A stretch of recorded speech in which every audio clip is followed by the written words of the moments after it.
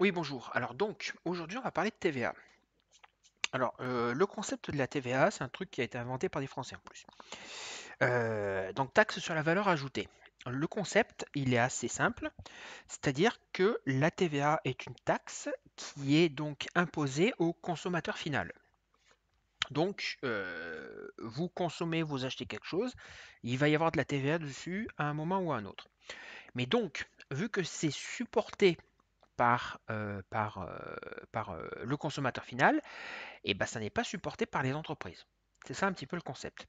Et donc c'est pour ça que la TVA est concernée par la comptabilité. Et on utilise la comptabilité justement pour savoir où est-ce qu'on en est pour une société. En fait, donc, donc une TVA, pour une entreprise, on peut en avoir donc sur ce qu'on vend et donc sur ce qu'on achète. Et donc le but, quand on essaie de traiter la TVA d'un point de vue comptable, donc on a de la TVA potentiellement sur les achats et donc de la TVA sur les ventes.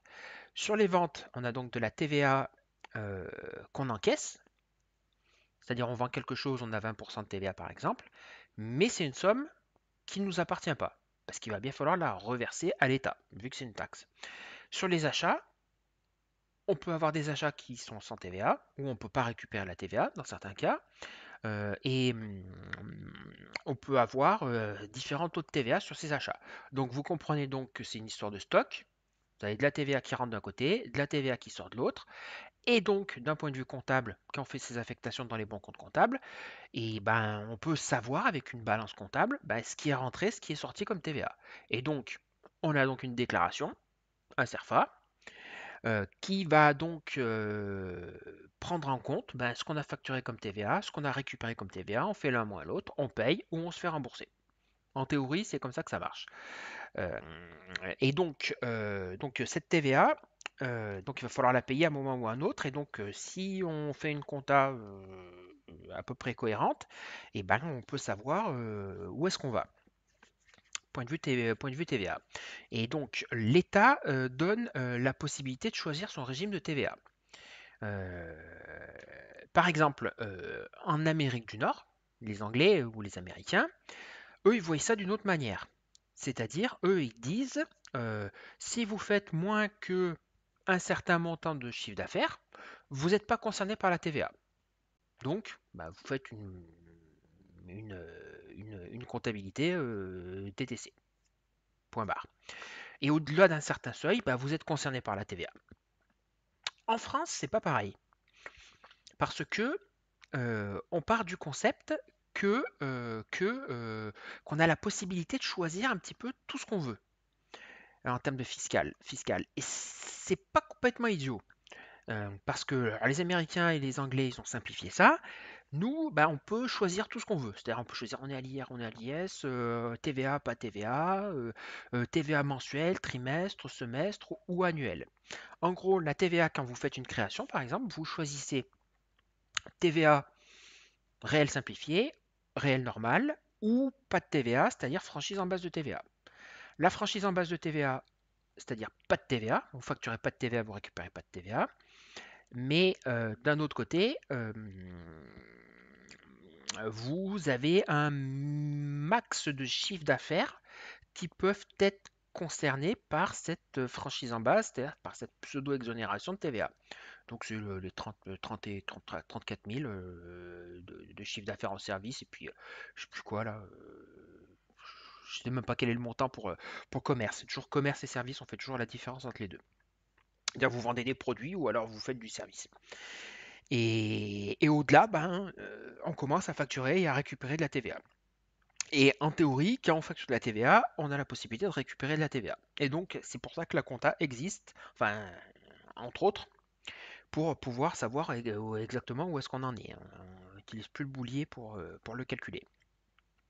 Donc, sur les choix de TVA, quand vous faites une création, c'est quand même assez important, parce que ça a quand même pas mal d'implications.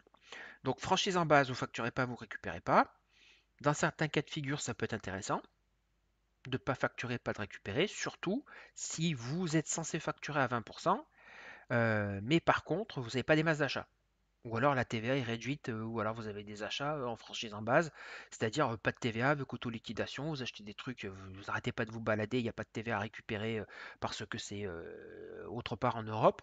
Bah, d'un seul coup, si vous êtes assujetti à la TVA, vous facturez boîte de service, j'en sais rien moi, 20% de TVA sur 100 000 de TVA par exemple, on va dire plutôt 50 000, bah, il y a 20% de TVA que vous êtes censé payer. Mais vous n'avez pas beaucoup de récupération. Et ben, il y a des petits malins, style consultant, ben, ils créent directement en franchise en base. Parce que, implicitement, ben, ils se mettent la TVA qu'ils auraient dû payer à l'État, ils se la mettent dans la poche. Donc ça peut être pas idiot d'avoir cette réflexion-là en franchise en base de TVA. Par contre, ça marche aussi dans l'autre sens. Des fois, ben, il y en a qui sont en franchise en base de TVA, sauf que en fait, c'était complètement idiot. Parce que ils avaient plein d'achats d'achats qui étaient concernés par la TVA. Et je sais pas moi, ils pouvaient facturer avec un taux réduit. Donc d'un seul coup, ben, il peut y avoir des cas de figure rares, mais où ben, en fait on se fait avoir parce qu'on aurait pu récupérer de la TVA alors qu'on la récupère pas parce qu'on est en franchise en base. Donc franchise en base. Après, deuxièmement, monter en puissance la fiscalité, hein, franchise en base, réel simplifié, réel normal. Réel simplifié. Réel simplifié, l'intérêt c'est que, ben, en fait, on parle d'acompte. Les acomptes sont soit semestriels, soit annuels. La plupart du temps, quand on crée, qu'on met réel simplifié, les créateurs ils s'embêtent pas, ils voient simplifié, ils cochent simplifié, simplifié. Donc simplifié pour la TVA, ça veut dire que par défaut, bah, ils vont vous mettre en annuel. Donc en gros, vous recevez, parce que la TVA, en théorie, c'est censé marcher sur un exercice civil, donc 1er janvier 31-12, à part si vous demandez à vous caler sur, par exemple, si vous avez un exercice civil. Avec une clôture au 31, au 30-09, bah, vous pouvez dire, ah bah non, tout compte fait, ma TVA, je voudrais la caler sur l'exercice. Avant, ça, on ne pouvait pas, maintenant on peut. Je crois qu'on peut depuis 2-3 ans, peut-être un petit peu plus. Donc ce qui n'est pas complètement idiot, hein. C'est mieux de le caler directement sur son exercice, comme ça, pour les écritures, c'est plus facile. Donc par défaut, donc une fois par an quand on est en annuel, en réel simplifié annuel, eh ben, on se retrouve donc à payer le dernier mois de l'exercice considéré, donc soit c'est en décalé, soit c'est en annuel. Si c'est en annuel, c'est au mois de décembre, donc autour du 5-10 là, ben, les impôts vous envoient sur votre impôt.gouv.sie, service impôt entreprise, une déclaration de TVA. Donc il faut payer ce qui va correspondre à une espèce d'acompte, un acompte de la TVA potentielle qui est calculé sur l'année antérieure. Enfin, si vous n'avez pas d'année antérieure, vous mettez ce que vous voulez en fait. Vous regardez un petit peu ce que vous avez. Voilà. Et vous déclarez ce qui est rentré, ce qui est sorti, hein. Sur compte à tout, vous pouvez voir, vous faites déclaration résultat bilan là. Et puis vous allez avoir votre TVA et vous allez avoir vos deux, dépendamment du compte que vous avez créé. Vous avez vos acomptes et vous avez la régule de TVA. Parce que typiquement, il y a une déclaration annuel où vous dites voilà la compte. Donc après, petite astuce, soit vous vous êtes mis en prélèvement. Il y en a qui le font, moi perso je le fais pas. Et d'un autre côté, vous pouvez aussi demander à l'inspecteur des impôts ou au contrôleur qui est en charge du compte le CEPA de l'administration fiscale. Ils peuvent vous donner un CEPA et après ils vont vous donner un code qui vous permet de faire les virements. Donc, ça marche pour la CFE, enfin ancienne taxe professionnelle qui est censée plus exister mais qui existe encore et qui a augmenté en plus. Et vous pouvez donc faire un virement. Vous mettez le code, vous mettez TVA semestre 1 ou semestre 2 ou si c'est annuel, voilà. Vous mettez le nom de votre boîte, donc le code, machin. Au pire, vous mettez le nom de votre nom perso là pour être sûr qu'il puisse retrouver. Le nom de la boîte, c'est mieux. Et avec le montant, vous faites votre virement, vous faites votre télédéclaration directement, vous faites votre virement en parallèle et vous êtes tranquille. Donc pour la compte. Après pour la régule, c'est exactement la même chose. La régule, normalement, c'est dû, enfin dans le temps, c'était dû à moitié, enfin vers la fin du mois d'avril. Donc c'est-à-dire pour une clôture 31-12, enfin exercice civil, c'était le mois d'avril. Alors après, si vous avez une clôture décalée, c'est à peu près la même chose. Donc c'est-à-dire vous calculez 4 mois et des cacahuètes. Après la date d'exigibilité, enfin de votre TVA. Et donc, en fait, il y a une régule qui permet, ben, si pour X raison on s'est loupé sur quelque chose, qui va reprendre le tout et qui va, vu que c'est un acompte, en théorie, vu que c'est un acompte, soit vous l'avez déclaré réel, donc il n'y a pas besoin de faire de vérification, je veux dire de régularisation, voilà. Mais normalement, c'est une espèce d'acompte qui fait qu'il manque quelque chose. Donc en gros, vous refaites vos calculs et puis vous voyez, quand vous passez vos écritures de clôture, enfin, si vous avez une clôture au 31/12, bah, vous pouvez retrouver des trucs, une facture fournisseur qui vous sautait pas aux yeux, poum, vous vous dépatouillez pour faire votre régule, et puis s'il manque quelque chose, voilà. Et l'intérêt, c'est que quand vous vous retrouvez en régularisation donc annuelle, bah, si vous êtes au-delà de 700 et des cacahuètes, je crois que c'est 760, je crois, de TVA récupérable, c'est-à-dire parce que donc vous voyez que donc TVA, il y a de la TVA qui rentre, de la TVA qui sort, donc il y a aussi possibilité que l'État vous doit de la TVA. Et donc, si vous êtes au-delà d'un certain seuil, il y a une autre déclaration qui fait que vous pouvez demander, la mobiliser et la récupérer. Et donc, typiquement, la seule problématique, parce que normalement le réel simplifié, c'est ce qu'il y a de mieux, parce que ça permet un peu de piloter avec un espèce d'acompte et personne ne vous embête.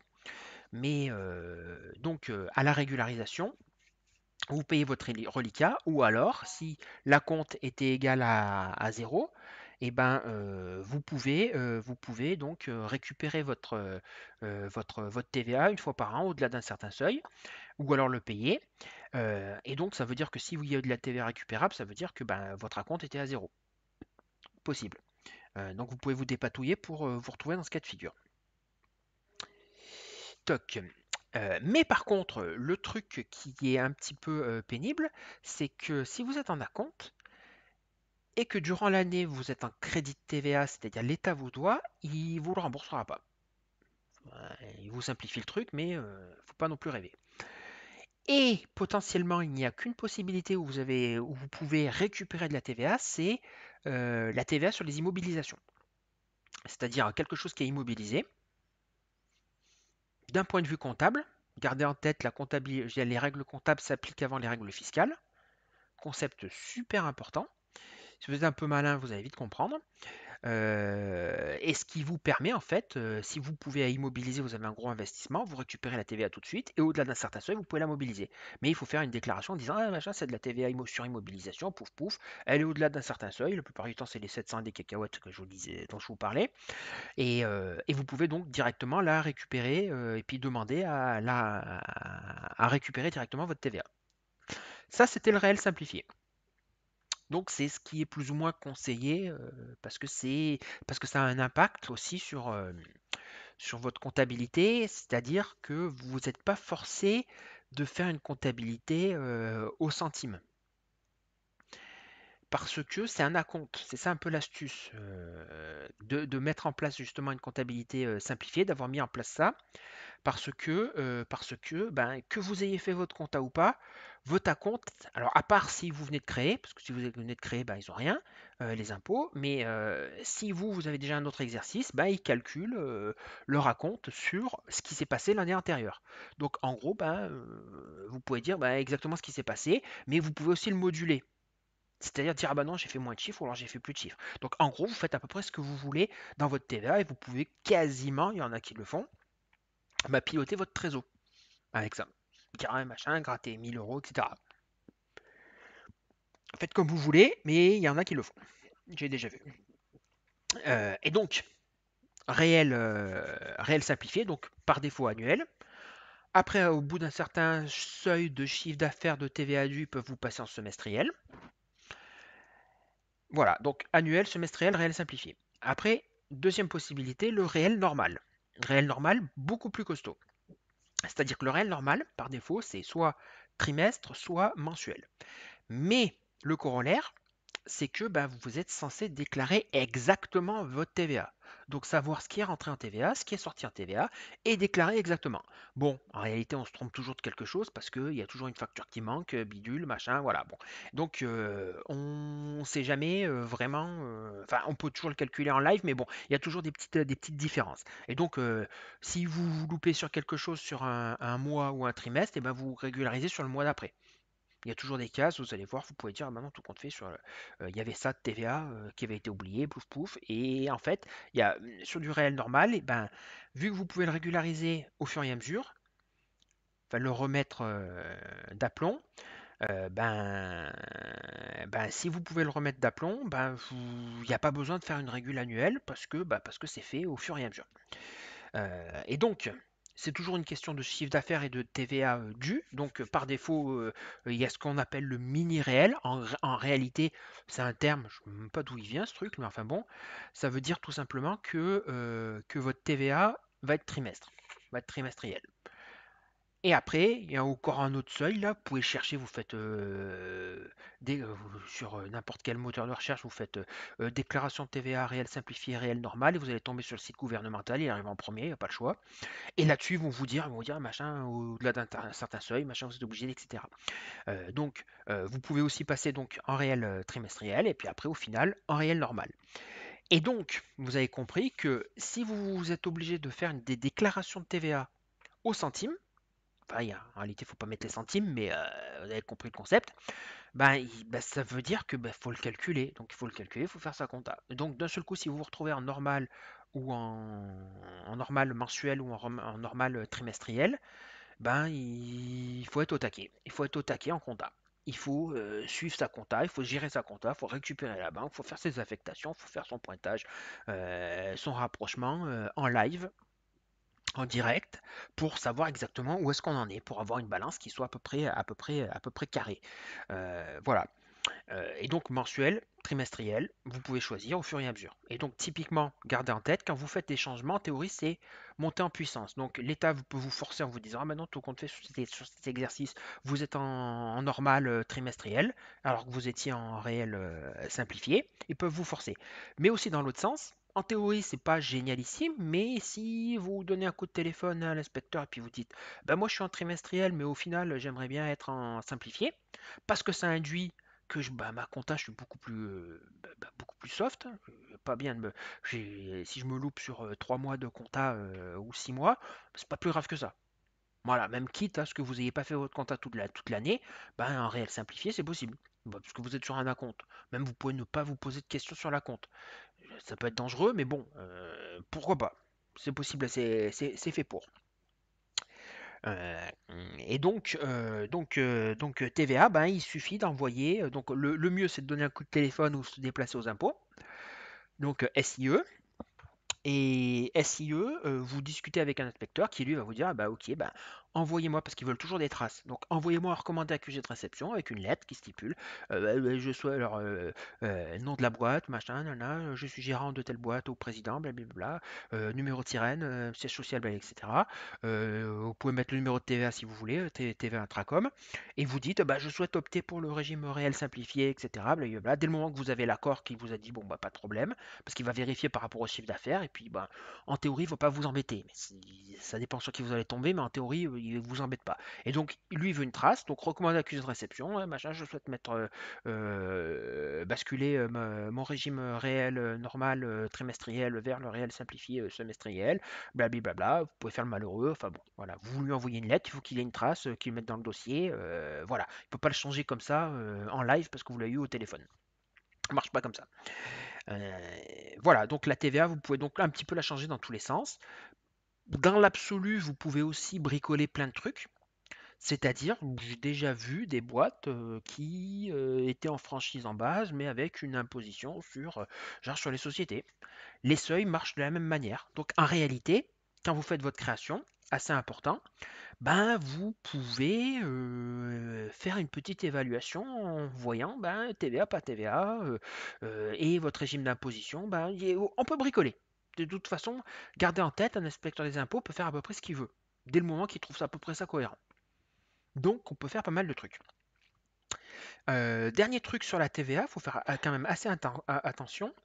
euh, Parce qu'en fait, il y a possibilité, enfin, il y a deux types. Parce que la TVA, donc typiquement, c'est de la TVA qui rentre, la TVA qui sort. Mais il existe des cas de figure où il faut se poser la question, quand est-ce que la TVA est exigible? C'est-à-dire, il y a deux écoles. Il y a l'école TVA sur débit ou TVA sur encaissement. La plupart du temps, on est sur TVA sur encaissement. C'est-à-dire, vous avez l'écriture qui apparaît dans la banque, vous avez payé un truc, pouf, la TVA, bah, elle apparaît tout de suite. C'est-à-dire, ben, vous avez dans votre 512, machin, vous avez payé 200 euros, ben, cette TVA là-dessus, sur cet achat-là, ben, elle va être donc à cette date-là. TVA sur encaissement. Donc, c'est ce qui est en comptabilité simplifiée le plus utilisé.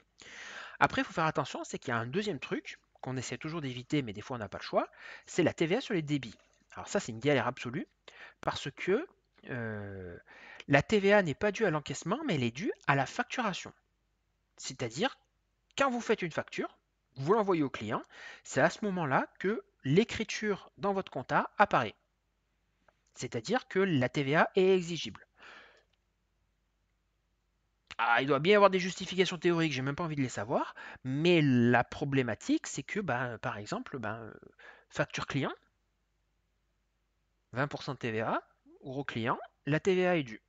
Entre-temps, décalage, 60 jours fin de mois, 30 jours fin de mois, vous avez eu votre clôture, ou alors votre déclaration de régularisation de TVA, ben vous vous retrouvez à avoir un besoin de fonds de roulement pour la TVA que vous n'avez même pas encore reçu. Qui en plus peut ne pas être payé par le client. Voilà, donc c'est un truc qui peut. Bah, des fois, vous n'avez pas le choix. Mais de toute façon, normalement, quand vous faites votre création, ils vous disent si vous êtes en débit, bien que vous pouvez aussi opter pour les débits, mais bon, c'est un petit peu débile, mais c'est possible. Et exactement la même chose pour les factures d'achat. Vous voyez, donc la TVA, théoriquement, c'est opération blanche, mais si vous loupez à la création sur vos choix, ben, ça a un impact sur votre comptabilité. Enfin, ça a un impact sur votre résultat, sur votre gestion, sur tout, parce qu'une comptabilité en réel normal, ben, implicitement, ça ne veut pas forcément dire comptabilité bancaire, ça veut plutôt dire comptabilité d'engagement. Comptabilité sur je dirais TVA débit, bah, ça veut dire comptabilité d'engagement. Le faire en comptabilité simplifiée, ça n'a pas trop de sens, c'est toujours faisable, mais c'est bizarroïde parce qu'il faut passer les écritures, faire le lettrage, passer par le livre d'achat, le livre de vente. Donc implicitement, ça veut dire ben, comptabilité d'engagement, donc beaucoup plus lourd. Donc si vous passez par un expert comptable, et ben, il va vous allumer parce que c'est beaucoup de travail. En plus, ça peut pas forcément être automatisé via un algorithme ou alors quelque chose qui ressemblerait à de l'apprentissage automatisé. Il faut quasiment le faire à la main. Donc c'est une galère. Bon, on peut toujours être aidé là, mais enfin bon, c'est quand même une galère, donc obligatoirement ça a un coût, et donc expert 150, 200 euros, avec pas beaucoup d'écriture, si vous êtes sur des comptabilités sur le débit. Voilà. Alors, qu'est-ce que j'aurais d'autre à dire sur la TVA? Les achats. Alors, faites gaffe, voilà. Tout ce qui est commerce électronique, je ne sais même pas si je vais en parler de ça parce que c'est une galère absolue ça. Euh, En tout cas, faites gaffe sur votre TVA parce que vous pouvez. Ah si, j'ai un truc intéressant. D'un point de vue comptable, si vous vous loupez, il y a toujours possibilité de régulariser sur l'exercice d'après. Pour X raison, vous avez une facture, vous aviez un truc sur une note de frais que vous aviez oublié, machin, il y avait de la TVA à récupérer. Mais faites gaffe, parce qu'il y a une petite astuce qui est pas génialissime. Vous pouvez regarder 2 ans en arrière sur la TVA que vous pouvez récupérer. Si pour X raison, 2 ans après, ben, enfin, je veux dire, moins de 2 ans après, vous avez une facture qui réapparaît, ou hop, vous pouvez la rentrer. Par contre, au-delà, c'est mort. Mais par contre, l'État, lui, peut le faire sur 3 ans. C'est-à-dire, il y a une facture de vente, machin, de TVA qui était due et qui réapparaît sur une écriture, et ben lui, il a la possibilité de le récupérer. Enfin, lui, il va donc récupérer pour lui, donc facturer pour vous. donc décaissée pour vous, donc il va falloir la payer. Et donc il y a un décalage de logique 2 versus 3, que ce soit achat ou que ce soit vente de votre part. Donc il y a un petit avantage de l'État là-dessus. Et donc faites gaffe parce que vous pouvez carrément vous faire avoir sur un contrôle fiscal. Sur ce petit décalage. Si vous vous êtes loupé sur des écritures, etc., vous pouvez vous retrouver à dire ah bah non, regardez, sur le troisième exercice, la TVA est due, mais par contre, vu que vous avez fait n'importe quoi sur votre TVA, bah, vous pouvez pas récupérer les trucs que vous auriez dû récupérer mais par contre, et donc vous vous retrouvez à payer des sommes avec des pénalités ping-ping parce que vous avez fait n'importe quoi. C'est possible. Voilà, bah, je pense que j'ai fait le tour et on va être bon. Et donc, je vais vous dire, ben, mardi 16h.